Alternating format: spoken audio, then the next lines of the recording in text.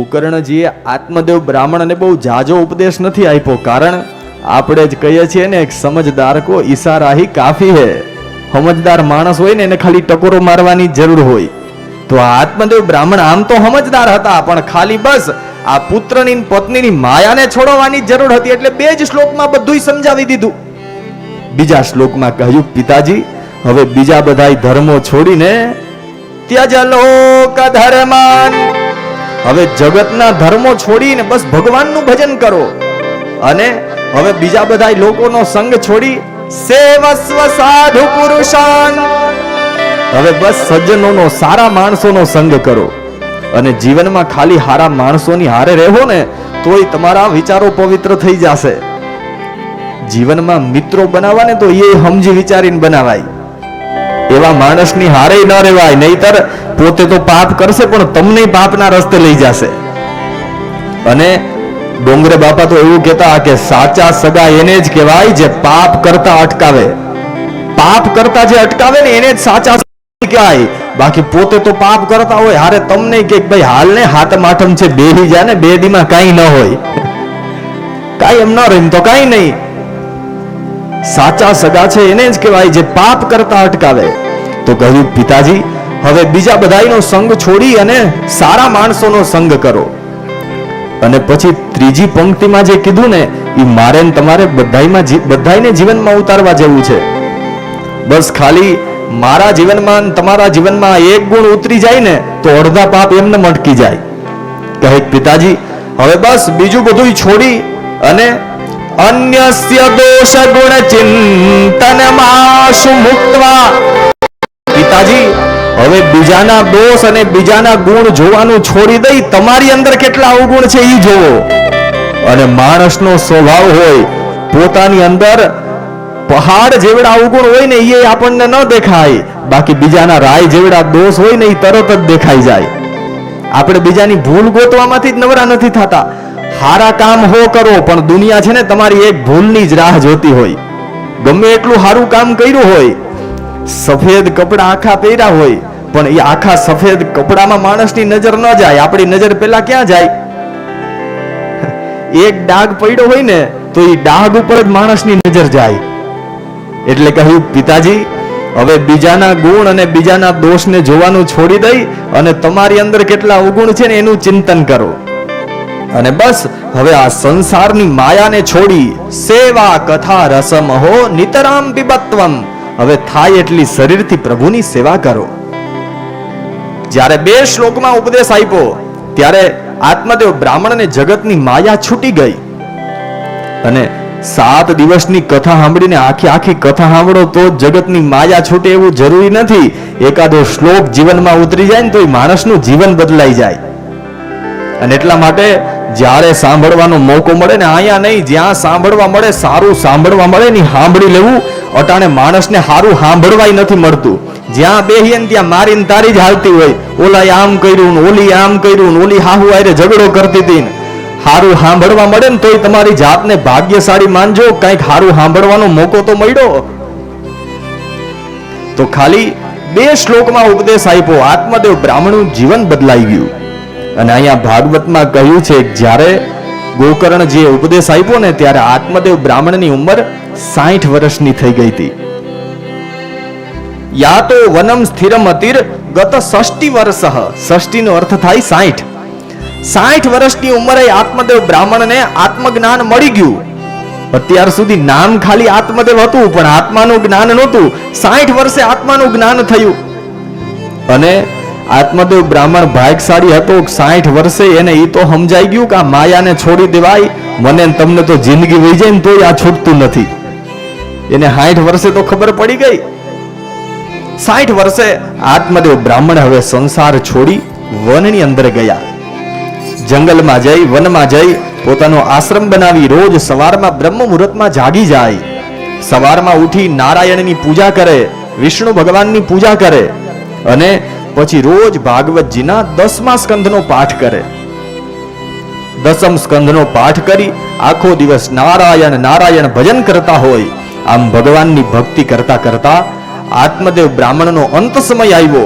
ભક્તિ કરવાના લીધે આત્મદેવ બ્રાહ્મણને ભગવાનનું ધામ મળી ગયું. હવે બહુ દુઃખ થાય. એટલે હવે ધૂંધુલીથી પણ રેવાયું નહીં. રાતના સમયે કૂવામાં પડીને પોતાનું શરીર ટૂંકાવી નાખ્યું, પોતાનું જીવન ટૂંકાવી નાખ્યું, શરીરનો ત્યાગ કરી દીધો.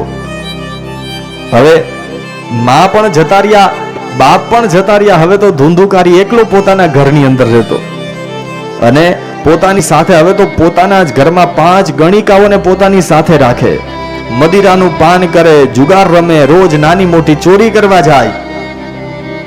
એક દિવસ 5 ગણિકાઓએ કહ્યું, ધૂંધુકારી આમ થોડો થોડો પૈસો લઈ આવીને અમને આપને, આ નથી પોહાતું, અમારે આજે ઘણો બધો પૈસો જોઈએ, અમને ઘણું બધું ધન આપ, નહીતર અમે તને છોડીને જતી રહેશું. 5 ગણિકાઓએ જ્યારે ઘણો બધો પૈસો માંગ્યો, ધન માંગ્યું, ધૂંધુકારી આજે રાજાના ઘરની અંદર ચોરી કરવા માટે ગયો. હવે રાજાના ઘરમાં ચોરી કરી ઘણો બધો પૈસો લઈ આવીને 5 ગણિકાઓને આપ્યો. ગણિકાઓ વિચાર કરે કે અત્યાર સુધી તો નાની નાની ચોરી કરતો, આજે નક્કી કોઈ મોટા માણસના ઘરમાં ચોરી કરી છે. પૂછ્યું, ધૂંધુકારી આજે કોને ઘેર ચોરી કરવા ગયો તો? ધૂંધુકારી કહે કે આજ તો મેં રાજાના ઘરમાં ચોરી કરી છે. જ્યાં રાજાના ઘરમાં ચોરી કરી છે આ સાંભળ્યું ગણિકાઓને ડર લાગ્યો કે અત્યાર સુધી નાની નાની ચોરીઓ કરતો ને ત્યાં સુધી કોઈ દિવસ કોઈને ખબર ન પડતી, પણ આજે રાજાના ઘરમાં ચોરી કરી, રાજા તપાસ કરાવશે તો ધૂંધુકારીએ ચોરી કરી છે, પણ આપણે એનો સાથ આપ્યો ને એટલે ધૂંધુકારીને તો કેદમાં પૂરી દેશે, પણ એની હારે હારે આપણે 5 પણ જેલમાં જવું પડશે. એક ગણિકા કહે કે ભાઈ આપણે જેલમાં નથી જવું, આપણે બચવું હોય તો શું કરવું? એટલે બીજી ગણિકા કહે કે એક કામ કરીએ, આ પૈસો આપણે જોતો જ નથી, આપણે આઈને મૂકીને બધું વયા જાય. ત્રીજી ગણિકા કહે કે નહીં, પૈસા હાટું થઈને તો આ જીવન છે. ચોથી ગણિકા કહે તો એક કામ કરો, આ ધૂંધુકારી જીવતો હશે તો રાજાને ખબર પડશે ને ધૂંધુકારીએ ચોરી કરી છે. આ જીવતો રહેશે અને રાજા પકડે તો સ્વીકારશે કે મેં ચોરી કરી છે. આ ધૂંધુકારી જીવતો નહીં હોય તો ના રહેગા બાંસ રહેગી બાંસુરી.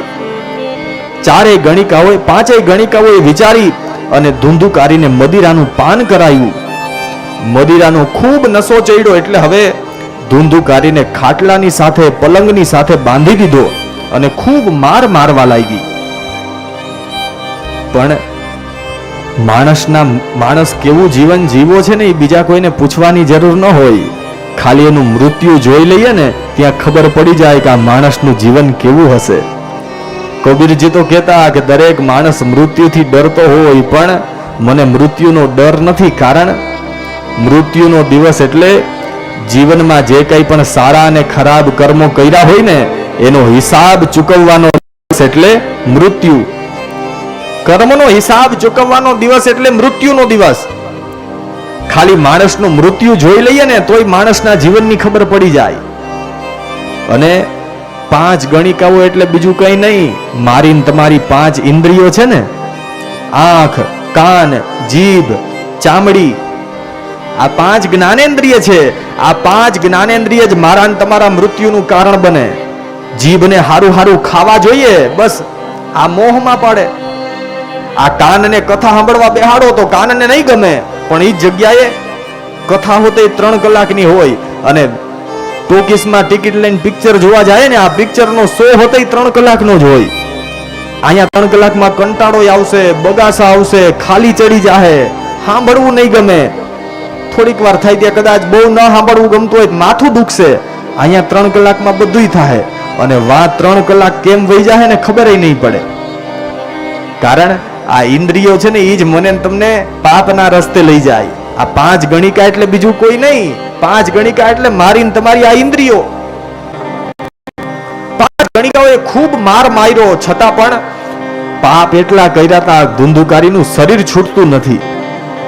પછી બહુ માર્યો, પીડા થઈ, છતાં પણ શરીર ન છૂટ્યું. બાજુમાં જોયું તો ચૂલાની અંદર ધગધગતા અંગારાઓ પડ્યા હતા. ધગધગતા કોલસા ધૂંધુકારીના મુખમાં પધરાવ્યા અને ખૂબ પીડા થઈ. ધૂંધુકારીનું શરીર છૂટી ગયું.